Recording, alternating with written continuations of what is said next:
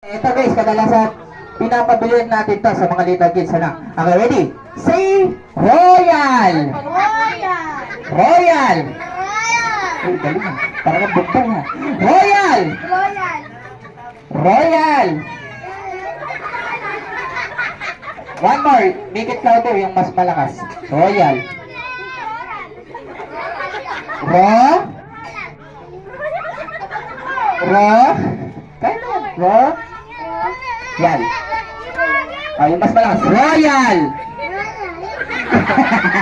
Pwede, mamaya ha.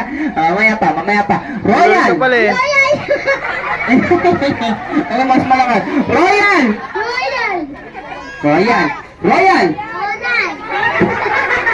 Royal! Ano mas malakas? Royal! Ganun talaga ha. Si Royal! Royal! Royal! Once again. Okay. Dito ka ha. Once again. Royal! Royal! Ito.